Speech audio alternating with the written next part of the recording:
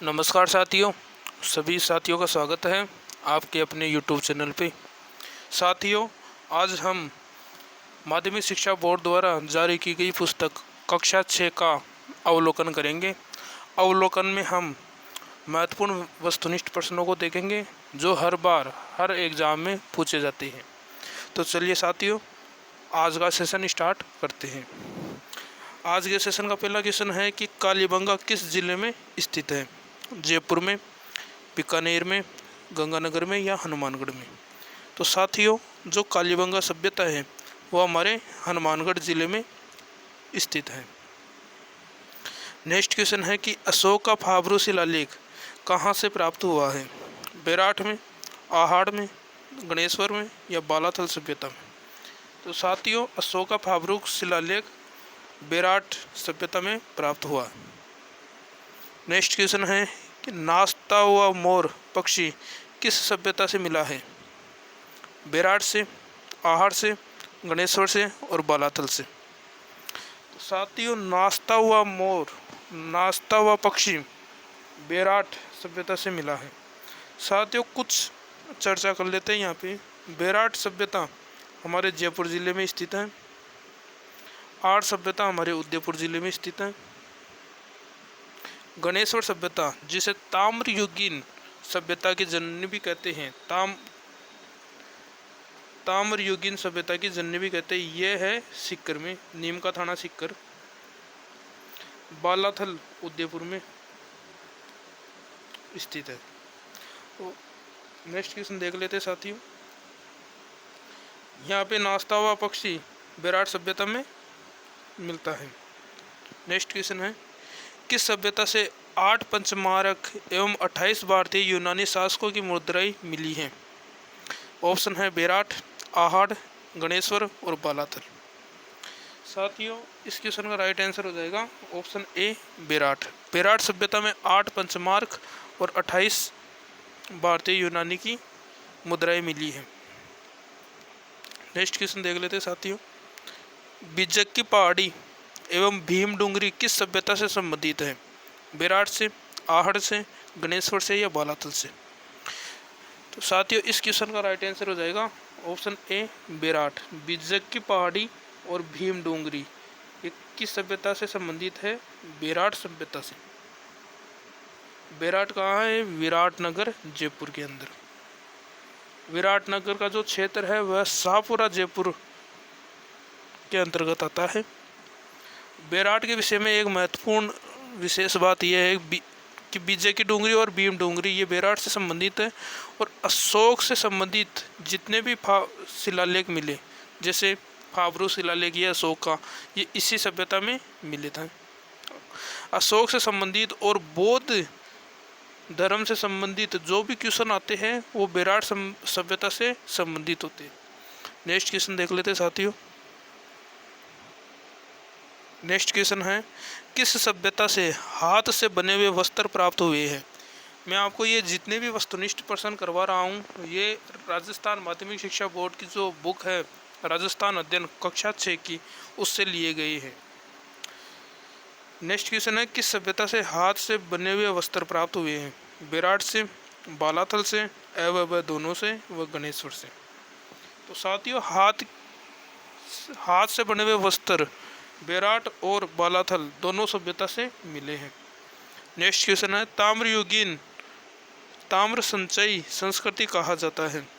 कालीबंगा को, रेड को, गणेश्वर को और बालाथल को? तो साथियों, ताम्र संचय संस्कृति ही किसे कहा जाता है? गणेश्वर सभ्यता को। यह सभ्यता हमारे राजस्थान के नीम के थाना जगह है, और ये जगह कहाँ पे है? राजस्थान के सीकर जिले के अंदर, वहाँ पे यह सभ्यता है, गणेश्वर सभ्यता। राजस्थान में जो तांबा होता है अपना, सर्वाधिक तांबा कहाँ पे उत्पादित किया जाता है? राजस्थान का खेतड़ी जगह है, खेतड़ी झुंझुनू के अंदर सर्वाधिक तांबा निकाला जाता है, उत्खनन किया जाता है सर्वाधिक तांबे का। जबकि ताम्रयुगीन सभ्यता कहाँ पे है? हमारे सीकर में। सीकर में कहाँ पे? गणेश्वर सभ्यता, सीकर नीम का थाना में। ठीक है साथियों, नेक्स्ट क्वेश्चन देख लेते हैं। सर्वप्रथम किस धातु का प्रयोग किया गया? मानव जब जन्म लिया था वह सबसे पहले किस धातु का प्रयोग किया था? लोहा का, सोना का, चांदी का या तांबा का? तो साथियों इस क्वेश्चन का राइट आंसर हो जाएगा ऑप्शन डी, तांबा। नेक्स्ट क्वेश्चन देख लेते हैं। अग्निकुंड वेदिकाएं के साक्ष्य प्राप्त हुए हैं? किस सभ्यता में अग्निकुंड वेदिकाएं के साक्ष्य प्राप्त हुए हैं? कालीबंगा में, रेड में, गणेश्वर में और बालाथल में। तो साथियों इस क्वेश्चन का राइट आंसर हो जाएगा ऑप्शन ए, कालीबंगा में। साथियों ये जो रेड है, ये रेड सभ्यता प्राप्त हुई है टोंक में। रेड सभ्यता जो स्थित है वो टोंक जिले में, राजस्थान का एक जिला है टोंक, वहाँ पे रेड सभ्यता के साक्ष्य मिले हैं। रेड सभ्यता एक प्रकार से लोह युगीन सभ्यता थी। यहाँ पे लोहे के कारखाने, लोहे के बनी वस्तुएं प्राप्त हुई है, इसलिए यहाँ रेड सभ्यता को किस नाम से जाना जाता है? लोह युगीन सभ्यता के नाम से भी रेड सभ्यता को जाना जाता है। नेक्स्ट क्वेश्चन देख लेते हैं साथियों। 10वीं या 11वीं शताब्दी में किस सभ्यता को आगाटपुर के नाम से भी जाना जाता है? कालीबंगा, रेड, जोधपुरा और आहड़। आगाटपुर का दूसरा नाम धूलकोट भी है, धूलकोट। ये दोनों सभ्यता कहाँ पे प्राप्त हुई है? आहड़ का अन्य नाम है आगाटपुर और धूलकोट। साथियों ये जो जोधपुरा है, ये जोधपुरा सभ्यता का नाम है, और यह सभ्यता काफ़ी बार पूछी गई है कि जोधपुरा सभ्यता राजस्थान के किस जिले में स्थित है? तो जोधपुरा सभ्यता राजस्थान के जयपुर में, न कि जोधपुर में, जयपुर में स्थित है। नेक्स्ट क्वेश्चन देख लेते हैं साथियों। नेक्स्ट क्वेश्चन है अपना, सेना को वेतन देने तथा सेना संबंधित अन्य कार्यों की जिम्मेदारी होती थी? खजांची की, राजा की, बख्शी की या प्रधान की? तो साथियों इस क्वेश्चन का राइट आंसर हो जाएगा ऑप्शन सी, बख्शी की। जो इतिहास में जो सेना को वेतन देने का जो काम होता था वो राजा के द्वारा नहीं होकर बख्शी के द्वारा होता था। बख्शी ही सेना को, जितनी भी सेना होती थी उसको वेतन देते थे। नेक्स्ट क्वेश्चन है, राजस्थान के प्रथम निर्वाचित मुख्यमंत्री थे? मोहनलाल सुखाड़िया, टीकाराम पालीवाल, जयनारायण व्यास, हरिदेव जोशी। तो साथियों निर्वाचित मुख्यमंत्री कौन थे? टीकाराम पालीवाल। और मनोनीत मुख्यमंत्री यदि पूछे, राजस्थान के प्रथम मनोनीत मुख्यमंत्री कौन थे? हीरालाल शास्त्री। हीरालाल शास्त्री को बगैर चुनाव करवाए ही मुख्यमंत्री का पद इनको सौंप दिया था, हीरालाल शास्त्री को। और ये कौन से जो एकीकरण हुआ था हमारे राजस्थान का, कौन से चरण में इनको मुख्यमंत्री का पद मिल गया था? चौथे चरण में। चौथा चरण था ना, उसके अंतर्गत मुख्यमंत्री का जो पद है उसको हीरालाल शास्त्री को दे दिया था। नेक्स्ट क्वेश्चन है साथियों, भारत का प्रथम वायसराय कौन था? William Bentinck, Mountbatten, Lord Canning या टीकाराम पालीवाल? तो साथियों भारत का प्रथम वायसराय था लॉर्ड कैनिंग। नेक्स्ट क्वेश्चन है, राजस्थान की सबसे छोटी इकाई को क्या कहा जाता है? राज्य, ग्राम, जागीर और रियासत। तो साथियों राजस्थान की सबसे छोटी इकाई को ग्राम कहा जाता है। ग्राम का जो कार्यकर्ता, जो कर्तव्यकर्ता होता है वो होता है सरपंच, जो अध्यक्ष बोलते हैं ग्राम का। सरपंच, उप सरपंच और वार्ड पंच, ये 3 इकाई होती है इनके, वार्ड पंच। और सरपंच का जो विकास अधिकारी होता है वो होता है वीडीओ, ग्राम विकास अधिकारी, जिसे ग्राम सेवक के पद से भी जाना जाता है। तो अपना क्वेश्चन था कि राज्य की सबसे छोटी इकाई को क्या कहता है? ग्राम। ठीक, नेक्स्ट क्वेश्चन देख लेते साथियों। राजस्थान की प्रथम विधानसभा के चुनाव कब हुए? 1952 में, 1956 में, 1954 में या 1949 में? तो साथियों इस क्वेश्चन का राइट आंसर हो जाएगा ऑप्शन ए, 1952 में। 1952 में ही चुनाव हुए थे, और जो अपने मनोनीत मुख्यमंत्री थे हीरालाल शास्त्री, इनको हटाकर टीकाराम पालीवाल जीत गए थे। अब टीकाराम पालीवाल के विपक्ष में कौन थे?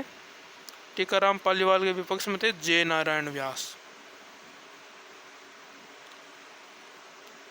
बाद में टीकाराम पालीवाल के बाद में मुख्यमंत्री बन गए थे जे नारायण व्यास। नेक्स्ट क्वेश्चन देख लेते हैं साथियों। राज्य की संपूर्ण शक्ति का सर्वोच्च केंद्र होता था राज्य, ग्राम, राजा या रियासत? तो साथियों राज्य की संपूर्ण शक्ति का सर्वोच्च केंद्र होता था राजा। नेक्स्ट क्वेश्चन देख लेते हैं। निम्न में से किस एक का कार्य आमदनी और खर्च संतुलन बनाए रखना तथा बचत को सुरक्षित कर राजकोष में वृद्धि करना था? खजांची का, राजा का या बख्शी का या प्रधान का? तो साथियों इस क्वेश्चन का राइट आंसर हो जाएगा ऑप्शन ए, खजांची का। नेक्स्ट क्वेश्चन देख लेते हैं। 1935 ईस्वी के भारत सरकार अधिनियम को लागू किया गया। कब लागू किया गया था? 1 अप्रैल 1935, 1 अप्रैल 1937, 1 अप्रैल 1939 या 1 अप्रैल 1934? तो साथियों इस क्वेश्चन का राइट आंसर हो जाएगा ऑप्शन बी, 1 अप्रैल 1937। नेक्स्ट क्वेश्चन देख लेते हैं। वह पत्र जिसमें शासक द्वारा प्रदान की गई जागीर का उल्लेख होता था कहलाता था? जागीर पट्टा, मनसबदारी, ग्राम या परगना? तो साथियों इस क्वेश्चन का राइट आंसर हो जाएगा ऑप्शन ए, जागीर पट्टा। नेक्स्ट क्वेश्चन देख लेते हैं। राजस्थान में जागीरदारी व्यवस्था किस पर आधारित थी? रक्त संबंध पर, जाति पर, धर्म पर या क्षेत्र पर? तो साथियों जो जागीरदारी व्यवस्था थी वह थी रक्त संबंध आधारित। नेक्स्ट क्वेश्चन देख लेते हैं। हमारा अगला क्वेश्चन है कि निम्नलिखित में से कौन सा भौतिक प्रदेश राजस्थान में स्थित नहीं है? अरावली पर्वत, पूर्वी मैदान, थार मरुस्थल या हिमालय पर्वत? तो साथियों सबसे पहले राजस्थान के जो भौतिक प्रदेश हैं उन भौतिक प्रदेशों को कितने भागों में बांटा गया है? 4 भागों में बांटा गया है। कौन कौन से भाग है? पहला है थार का मरुस्थल। थार का मरुस्थल, थार के मरुस्थल में जो जिले आते हैं अपने पश्चिमी क्षेत्र के आ जाते हैं, जिसमें 12 जिले सम्मिलित होते हैं। दूसरा कौन सा है भौतिक प्रदेश? अरावली पर्वत, अरावली पर्वतमाला, ये राजस्थान का दूसरा भौतिक प्रदेश है। अरावली पर्वतमाला राजस्थान के दक्षिण पश्चिम से उत्तर पूर्व की ओर स्थित है। काफ़ी बार पूछा गया है कि अरावली पर्वतमाला राजस्थान के किस भाग में या किस क्षेत्र में उपस्थित है? दक्षिण पश्चिम से लेकर उत्तर पूर्व की ओर, अर्थात अपना ये राजस्थान है, यहाँ से दक्षिण पश्चिम हो गया, दक्षिण पश्चिम, और यहाँ से हो गया उत्तर पूर्व। अब अरावली पर्वतमाला को भी 3 भागों में बांट दिया, दक्षिण पश्चिम, उत्तर पूर्व और मध्य अरावली पर्वतमाला। अब उत्तर पूर्व की सबसे बड़ी चोटी कौन सी है अरावली की? रघुनाथगढ़, रघुनाथगढ़, जिसकी लंबाई कितनी है? 1055 मीटर। मध्य अरावली की सबसे ऊंची चोटी है तारागढ़, जो अजमेर में है। और दक्षिण पश्चिम की सबसे ऊंची चोटी है गुरु शिखर, जिसकी लंबाई है 1722 मीटर। तो साथियों तीसरा जो भौतिक प्रदेश आता है वो होता है पूर्वी मैदान। पूर्वी मैदान में हम पढ़ेंगे चंबल नदी, जो अपने चंबल नदी है, ये है पूर्वी मैदान अपना राजस्थान का। अब पूर्वी मैदान में कौन कौन से जिले आते हैं? भरतपुर, धौलपुर, करौली, सवाई माधोपुर, कुछ क्षेत्र इधर का भी, हाड़ौती क्षेत्र का भी पूर्वी मैदान में सम्मिलित हो जाता है।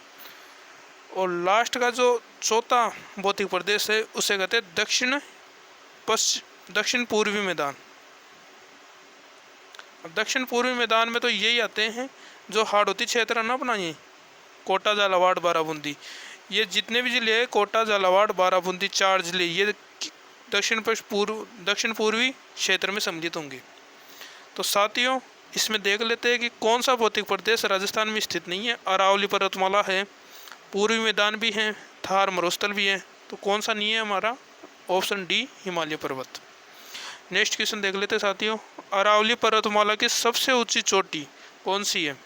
तो सबसे ऊंची चोटी कौन सी होगी? गुरु शिखर, जिसकी लंबाई कितनी है? 1722 मीटर, जो कहाँ पे है? राजस्थान के सिरोही जिले के अंदर। नेक्स्ट क्वेश्चन देख लेते हैं साथियों। रेत के टीले जो हवा के साथ अपना स्थान बदल देते हैं कहलाते हैं बीहड़, दोहरे, बंजर या उत्खात भूमि। तो साथियों इस क्वेश्चन का राइट आंसर हो जाएगा दोहरी। बीहड़ भूमि क्या होती है? जो अपने राजस्थान के जो पूर्वी क्षेत्र हैं जहाँ पे चंबल नदी बहती है, और चंबल नदी एकमात्र राजस्थान की ऐसी नदी है जो नित्यवाही नदी है, अर्थात 12 महीने लगातार ये बहती रहती है, मौसमी नदी नहीं है। अब ये बहती रहती है, जैसे ये राजस्थान का पूर्वी क्षेत्र आ गया, अब यहाँ से चंबल नदी पहाड़ों से निकल के बहेगी, और जो मैदानी क्षेत्र आएगा, मैदानी क्षेत्र में क्या होता है? खड्डे पड़ जाते हैं, बड़े बड़े खड्डे पड़ जाते हैं, और इन्हीं खड्डों को क्या नाम दे दिया गया है? बीहड़ क्षेत्र। तो जो बीहड़ क्षेत्र यदि पूछे सबसे ज़्यादा बीहड़ क्षेत्र राजस्थान के किन जिलों में है, तो वो पूर्वी क्षेत्र होगा। पूर्वी क्षेत्र में भरतपुर, धौलपुर, करौली, सवाई माधोपुर का सबसे ज़्यादा बीहड़ क्षेत्र है। ठीक है साथियों। बंजर भूमि क्या होता है कि जहाँ मतलब फसल नहीं उगाई जाती, जहाँ पे जो मिट्टी की जो क्षमता होती है वो कम होती है, वो होती है बंजर भूमि। बंजर भूमि का जो क्षेत्रफल है सबसे ज़्यादा पश्चिमी क्षेत्र में देखने को मिलता है। पश्चिम में भी जैसलमेर, बाड़मेर, जोधपुर इत्यादि जिलों में बंजर भूमि काफ़ी है। नेक्स्ट क्वेश्चन देख लेते हैं साथियों। ग्रीष्म ऋतु में चलने वाली अत्यंत गर्म धूल भरी हवाओं को कहते हैं आंधी, लू, गर्म हवा या इनमें से कोई नहीं। तो साथियों इस क्वेश्चन का राइट आंसर हो जाएगा ऑप्शन बी, लू। जो गर्म पवनें चलती हैं, गर्म हवाएं चलती हैं, उन्हें राजस्थानी स्थानीय भाषा में क्या कहते हैं? लू।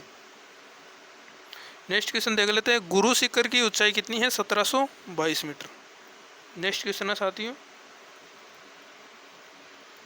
मानचित्र पर समान वर्षा वाले स्थानों को जोड़ने वाली काल्पनिक रेखा कहलाती है समूह वर्षा, अक्षांश रेखा, समताप रेखा या समदाप रेखा। तो साथियों इस क्वेश्चन का राइट आंसर हो जाएगा ऑप्शन ए, समवर्षा रेखा। नेक्स्ट क्वेश्चन देख लेते हैं साथियों। सर्वाधिक वर्षा वाला जिला कौन सा है? जैसलमेर, झालावाड़, माउंट आबू या डूंगरपुर। तो साथियों माउंट आबू तो हो ही नहीं सकता, क्योंकि इसने पूछा है जिला। माउंट आबू तो खुद सिरोही के अंदर है। तो सर्वाधिक वर्षा वाला जिला कौन सा है साथियों? झालावाड़। सर्वाधिक वर्षा वाला जिला कौन सा है? झालावाड़। और सबसे कम वर्षा वाला जिला कौन सा आ गया? जैसलमेर। क्योंकि यहाँ पे बंजर भूमि इसलिए ही पाई जाती है क्योंकि यहाँ पे वर्षा कम होती है। नेक्स्ट क्वेश्चन है। सर्वाधिक वर्षा प्राप्त करने वाला स्थान कौन सा है? जैसलमेर, झालावाड़, माउंट आबू या डूंगरपुर। तो साथियों सर्वाधिक वर्षा प्राप्त करने वाला स्थान कौन सा हो जाएगा? Option C, Mount Abu. यदि जिले की बात करें कि सर्वाधिक वर्षा वाला जिला, तब तो आएगा झालावाड़। और स्थान की यदि बात करें कि सर्वाधिक वर्षा वाला स्थान, तब आएगा अपना माउंट आबू। और माउंट आबू की सबसे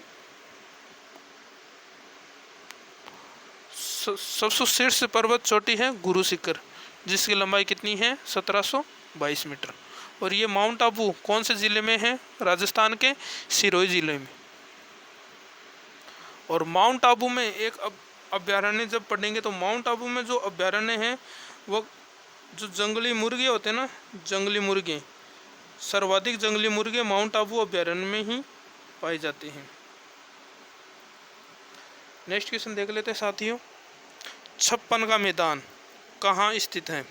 बांसवाड़ा प्रतापगढ़ में, बांसवाड़ा झालावाड़ में, झालावाड़ प्रतापगढ़ में या उदयपुर व बांसवाड़ा में। साथियों काफ़ी बार पूछा गया है और इसका राइट आंसर हो जाएगा ऑप्शन ए, बांसवाड़ा और प्रतापगढ़ में। साथियों अपना राजस्थान में दो चीज़ पूछे जाते हैं 56 के मैदान के संबंधित में। तो 56 का मैदान की यदि बात करें तो मैदान कहाँ पे है? ये तो हो गया अपना बांसवाड़ा और प्रतापगढ़। थोड़ा सा ऊपर है यहाँ पे प्रतापगढ़। यदि मैदान की बात करें तो 56 का मैदान कहाँ पे है, बांसवाड़ा और प्रतापगढ़ में। और यदि 56 की पहाड़ी की बात करें तो पहाड़ी है कहाँ पे, यहाँ पे है। और यहाँ पे कौन सा जिला स्थित है, बाड़मेर। 56 की पहाड़ी है बाड़मेर में और 56 का मैदान है प्रतापगढ़ और बांसवाड़ा के अंदर। नेक्स्ट क्वेश्चन देख लेते हैं साथियों। आज के सेशन का अंतिम क्वेश्चन है, मेसा का पठार कहाँ स्थित है, बांसवाड़ा में, उदयपुर में, प्रतापगढ़ में और चित्तौड़गढ़ में। साथियों, राजस्थान का सबसे ऊंचा पठार या सबसे बड़ा पठार कौन सा है, मेसा का पठार। मेसा का पठार। और ये मेसा का पठार कहाँ स्थित है, राजस्थान के चित्तौड़गढ़ जिले में। तो साथियों, आज का सेशन समाप्त करते हुए क्लास को यहीं ख़त्म करते हैं। आपको हमारा यह प्रयास कैसा लग रहा है, कृपया कमेंट बॉक्स में कमेंट कर अपने विचार व्यक्त करें। धन्यवाद साथियों।